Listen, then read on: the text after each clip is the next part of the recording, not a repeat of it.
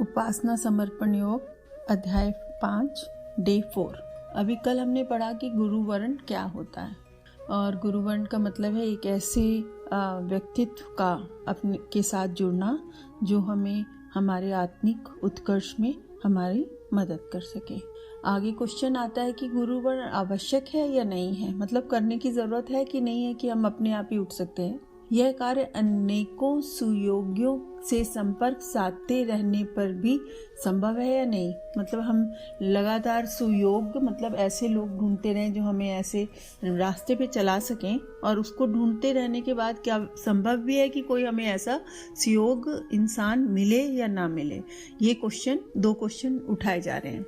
इन प्रश्नों के उत्तर में पीएचडी करने वाले, चार्टर्ड अकाउंटेंट की परीक्षा देने, एडवोकेट, इंजीनियर या डॉक्टरों की प्रैक्टिस करने से पूर्व निर्धारित समय तक किसी सुव्यवस्थित अभ्यास की विधि व्यवस्था पर गौर करना होगा। तो देखिए, हम जानते हैं कि हमारे समाज में तरह तरह के प्रोफेशन हैं और लोग उन प्रोफेशंस में आगे बढ़ते हैं, लेकिन जब तक वो इंडिपेंडेंटली उस प्रोफेशन को फॉलो कर सकें, उस प्रोफेशन में सक्सेस पा सकें, उससे पहले एक अभ्यास की व्यवस्था है कि उससे पहले हमें एक अभ्यास करना है कि इस प्रोफेशन में क्या क्या चीज़ें आनी चाहिए, क्या क्या समझ होनी चाहिए, क्या क्या सीख होनी चाहिए।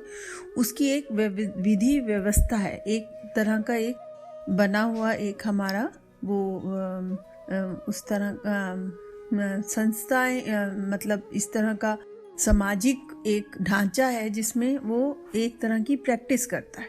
तो वो प्रैक्टिस भी एक तरह से ये समझा जाना चाहिए कि अपने गुरु की देख रेख में एक अपने आप को किसी चीज़ का अभ्यास करना, जिससे कि हम कभी गलत जा रहे तो वो रोक सके हमें।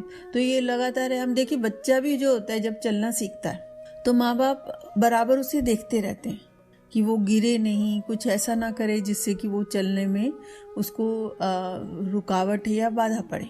तो ये भी एक गुरु ही है, माता पिता जैसे हमने पहले बताया गुरु है।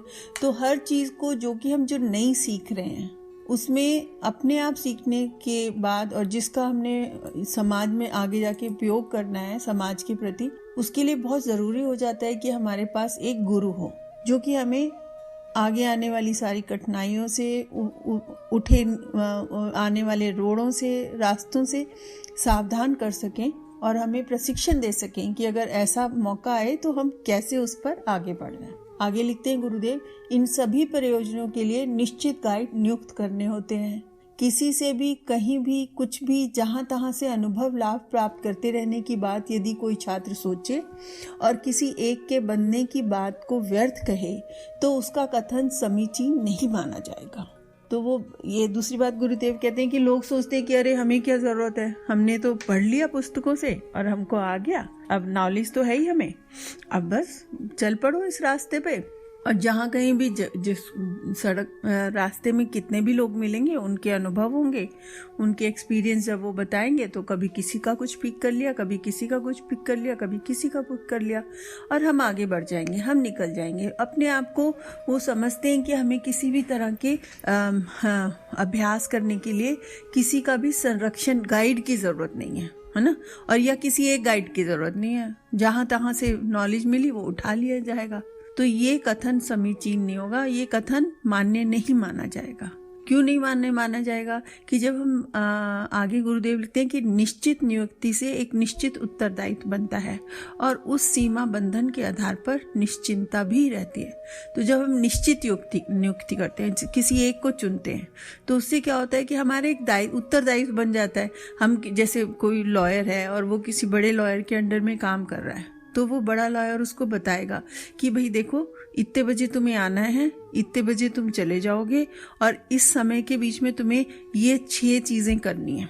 तो हमारी एक सीमा रेखा बांध दी, सीमा बंधन बांध दिया, समय का बंधन बांध दिया। फिर हमारे एक्सपेक्टेशन, उसको क्या हमसे एक्सपेक्टेशन है उसका बंधन बांध दिया कि इतना तो आपको करना ही होगा। तो वो जब ये सारी चीज़ें आती हैं तो इंसान के लिए एक रास्ता तय हो जाता है, वो बिखरता नहीं है। आप रास्ते में जा रहे हो, जैसे कहते हैं ना कि जो इंसान एक लक्ष्य लिए बगैर चल रहा है कि मुझे वहाँ पहुँचना है, वो एक ऐसी नाव की तरह है जिसमें लंगर नहीं है। अगर उसमें लंगर नहीं होगा तो उस नाव में कोई भी अपना कांटा डाल के उसको जिस रास्ते ले जाना चाहता है उस रास्ते ले जाएगा, तो उसका गोल कभी पूरा नहीं होगा। अब आपने इतनी सारी स्टडीज़ करी, अकाउंटेंट बने, इंजीनियर बने, डॉक्टर बने, इतनी सारी स्टडीज़ करी, तो उस सारी स्टडीज़ करने के बाद आपका एक लक्ष्य होता है कि मुझे इस रास्ते में सफलता प्राप्त करनी है। मगर वो सफलता आप कैसे प्राप्त करोगे जब आपका एक निश्चित गोल नहीं होगा? आपको ये नहीं मालूम कि इस साल तक मुझे ये कर लेना है, अगले साल तक मुझे ये कर लेना है, अगले साल तक मुझे ये कर लेना है, तो आप निश्चित गोल नहीं होगा तो आप कभी नहीं उस रास्ते पे चल पाओगे। आप जहाँ खड़े थे अगर उससे एक कदम भी आगे बढ़ गए तो बहुत अच्छा, और ना भी बढ़ पाए तो बहुत अच्छा, पर ये तो उन्नति नहीं हुई, ये तो प्रगति नहीं हुई, ये तो आपका अपना उत्कर्ष, आपकी जो नॉलेज है उसका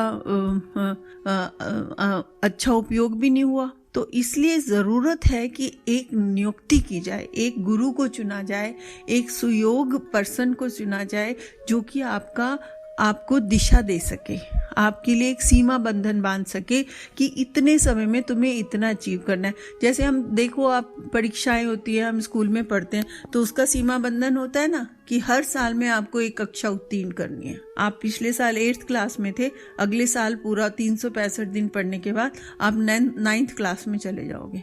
अगर ये नहीं माना जाए तो जो बच्चा 8th में पढ़ता है वो तो सालों साल तक 8th में ही बैठा रहे। जी अभी मैं नहीं समझता कि मुझे आगे बढ़ना है, जी मैंने अभी तैयारी नहीं करी है। तो ये बहुत ज़रूरी हो जाता है, हर चीज़ के लिए ज़रूरी होता है। जब बच्चा बड़ा भी हो रहा होता है तो डॉक्टर कहते हैं ना, इतने 6 महीने के अंदर इसका एक दांत निकल आना चाहिए, 8 महीने के अंदर इसको खड़े होना आ जाना चाहिए, 1 साल के अंदर इसको चलना आना चाहिए। तो ये सारी जो बंधन है, ये सीमाएं हैं, ये हमें लगातार हमारे लक्ष्य की तरफ बांधे रखती हैं और आगे बढ़ाती हैं। इसी तरह आत्मिक प्रगति, देखिए किताबों का पढ़ने का तो सिलेबस बना हुआ है, हम पढ़ लेंगे, लेकिन आत्मिक प्रगति का कोई सिलेबस नहीं बना होता। उसमें आत्मिक प्रगति में ये अंदर की जो आत्मा है उसको, उसकी जो मूल स्वभाव है उसको निखारना, उनको बढ़ाना, उन पर चलना, ये होता है। तो इसका कोई सिलेबस नहीं होता कि पहले आपको डे 1 ये करना है, डे 2 ये करना है, डे 3 ये करना है। इट डिपेंड करता है कि आप कितना उसमें अपना एफर्ट लगाते हो। जितना एफर्ट लगाओगे उतनी जल्दी आपको सफलता मिलेगी। तो इसके लिए एफर्ट ठीक जगह पे लग रहा है कि नहीं लग रहा है, एफर्ट प्रॉपर लग रहा है कि नहीं लग रहा है, एफर्ट में कोई कमी तो नहीं रह जा रही है, इसको देखने वाला भी तो एक सुयोग पर्सन होना चाहिए जो उस रास्ते से गुजर चुका है, जो हमें बता सके। तो इस बात को अगर हम समझेंगे तो हम कभी भी नहीं चाहेंगे कि भाई यहाँ कहीं से भी इधर से उधर से नॉलेज उठा ले जाए और एक पर्सन को ना चुना जाए। अब हमने अपने गुरु श्री राम शर्मा जी आचार्य को चुना हुआ है, तो हम उनके बताए हुए विचारों को फॉलो करते हैं और उनकी बताई हुई दिशा पे चलते हैं। तो हमारे को अनिश्चितता नहीं है हमारे मन में कि हम क्या करें, कल क्या करें, आज क्या करें। निश्चिंतता है हमारे अंदर कि हमें ये करना है, ये करना है, ये करना है। ये हमारे स्टेप्स हैं, बेबी स्टेप्स उन्होंने बताए हुए, और उन बेबी स्टेप्स को चलते हुए हम बड़ी मंजिल तक प्राप्त होते हैं। आगे गुरुदेव लिखते हैं, अनिश्चय की दिशा में जहां तहां से चंचू प्रवेश करते रहने से उपयुक्त कार्यों में एक भी नहीं सत्ता। इसलिए परंपरा ऐसी बनाई गई है कि महत्वपूर्ण कार्यों के लिए विधिवत एवं निर्धारित प्रशिक्षण हो। चार्टर्ड अकाउंटेंट, एडवोकेट, डॉक्टर आदि का व्यवहारिक ज्ञान प्राप्त करने की अवधि में किन्हीं विशिष्टों के साथ जुड़े रहने की विधि व्यवस्था है। तो कितना क्लियर बता रहे गुरुदेव कि जब हम कोई निश्चय नहीं करते, किसी सुयोग पर्सन को नहीं पकड़ते हैं, तो कभी यहाँ से ज्ञान कर लिया, कभी अब कोई ज्ञान सही है, कोई ज्ञान सही नहीं है, कोई ज्ञान हमको सही दिशा दे रहा है और कोई ज्ञान हमें बिल्कुल अपोजिट दिशा दे रहा है। तो हमारा क्या होता है कि कहीं पर भी हम नहीं सकते। जब हम 10 काम इकट्ठे करते हैं और 10 कामों में हमारा ये इसी तरह है कि हम 10 काम इकट्ठे, क्योंकि 10 जनों का विचार हमारे दिमाग में घूम रहा है, तो हम किस पर ज़्यादा फोकस करें हम सोच ही नहीं पाते। तो हम किसी भी एक पर फोकस नहीं कर पाते और उन 10 में भटके रहते हैं, तो आगे हम बढ़ ही नहीं पाते, क्योंकि हम वहीं के पता ही नहीं चलता कि हमें कौन सा उपयुक्त है और कौन सा उपयुक्त नहीं है, कौन सा सही है कौन सा नहीं है। तो इसीलिए परंपरा बनाई गई है कि जब हम डॉक्टर या कोई बनते हैं चार्टर्ड अकाउंटेंट, तो एक पर्टिकुलर अवधि तक उसे इंटर्नशिप कहा जाता है। डॉक्टरों के लिए इंटर्नशिप होता है कि 5 साल की आपने पढ़ाई कर ली, अब 1 साल आपको इंटर्नशिप करनी है, यानी किसी सुयोग डॉक्टर के अंदर रहकर काम करना है और सीखना है काम। तो ये हो जाता है। तो इसीलिए इसकी अवधि बहुत बनाई जाती है और विधि व्यवस्था भी बनाई गई है। इस मर्यादा का उल्लंघन करने पे भी बात नहीं बनती। अगर इसकी मर्यादा को उल्लंघन करने लगे, हम डॉक्टर तो अपॉइंट हो गया है कि इसके अंडर आपको इंटर्नशिप करनी है, मगर हम उसकी बात ही ना माने तो भी बात नहीं बनेगी। और हम मानेंगे नहीं, हमें तो नहीं, हमें अपने आप ही सब कुछ आता है, तो भी बात नहीं बनेगी। वो तो डिग्री ही नहीं मिलती है, डॉक्टर की तो डिग्री ही नहीं मिलेगी, तो आप वहीं अटक जाओगे। यूं अन्यों से पूछताछ करके तद विषयक अनेक पुस्तकें पढ़कर अधिकाधिक ज्ञान प्राप्त कर लेने में कोई रोक नहीं है। फिर भी निश्चित उत्तरदायित्व में बनने का प्रचलित विद्या का उल्लंघन करने, उसे निरर्थक मानकर उपेक्षा करने से भी बात नहीं बनती। मतलब वो कहते हैं कि जब आप इस स्थिति में होते हो तो उत्तरदायित्व का जो है ना, जो रिस्पॉन्सिबिलिटी की चीज है, वो नहीं आ पाती है। क्योंकि अगर आप सिर्फ पुस्तकें पढ़ रहे हो, चलो आज रोज एक चैप्टर पढ़ेंगे, 5 दिन आपने पढ़ा, छठे दिन आपका मन नहीं किया, आप छोड़ दोगे कि चलो आज नहीं पढ़ेंगे, और धीरे धीरे ये होता रहेगा कि कभी पढ़ लिया कभी नहीं पढ़ा। कोई रूटीन नहीं बन पाता, कोई रिस्पॉन्सिबिलिटी नहीं बन पाती कि मुझे अपने क्षेत्र में इतना आगे बढ़ना है, इतने क्षेत्र में इतना सीखना है, इतना काम मुझे आना चाहिए। जब तक ये रिस्पॉन्सिबिलिटी, ये उत्तरदायित्व नहीं आएगा कि मुझे अगर डॉक्टरी की प्रैक्टिस करनी है तो मेरा सर्जरी करनी है, तो मेरा सर्जरी में हाथ साफ होना चाहिए, मुझे मालूम होना चाहिए कि कितनी गहराई तक काटना है और कितनी गहराई तक शरीर को मतलब किस दिशा में जाना है, ये सब पता होना चाहिए। और ये कैसे होगा? किताबों में तो लिखा है, लेकिन जब तक हम उसको क्षेत्र में उतर के प्रैक्टिस ना करें, तब तक हम नहीं कर सकते। अच्छे पढ़े लिखे डॉक्टर्स भी होते हैं, जब पहली बार सर्जरी करने जाते तो उनका हाथ कांप रहा होता है, और वो कांपते हुए हाथ को रोकने का उत्तरदायित्व हम अगर किसी को दे देते हैं तो वो हमारा हाथ पकड़ के हमें सिखा देता है, और अगली बार से या कुछ देर के बाद वो हाथ हमारा कांपना बंद हो जाता है। तो इसको यूँ सोच के चले कि हर तरह के, जैसे हम उसका देखें, मधुमक्खियों का देखें, रानी मधुमक्खी होती है, वो अपनी चींटियों को सबको मधुमक्खियों को बताती रहती, तुम्हारा ये काम है, वर्कर मधुकर, उनका पूरा वर्गीकरण है, बताती रहती है।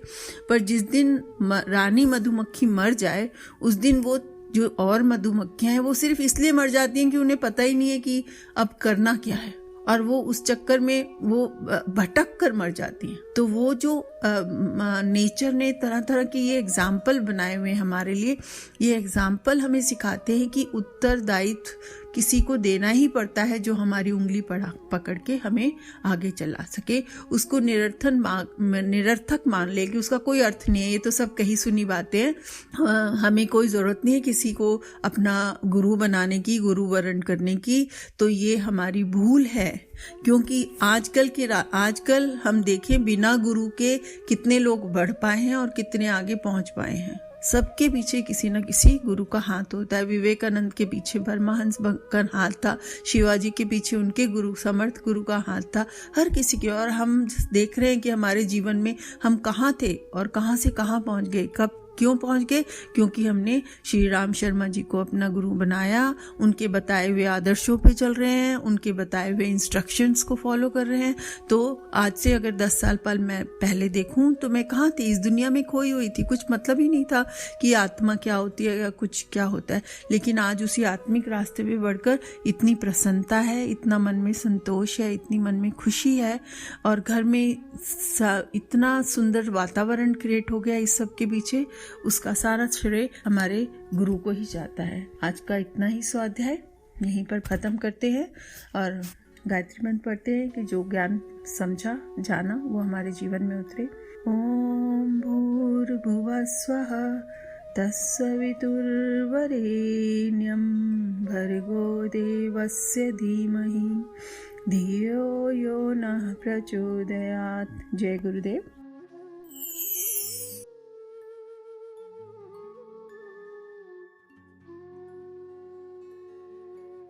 हमारे YouTube चैनल को सब्सक्राइब करें और बेल आइकन को दबाकर ऑल पर क्लिक करें ताकि नोटिफिकेशंस आपको मिलती रहें।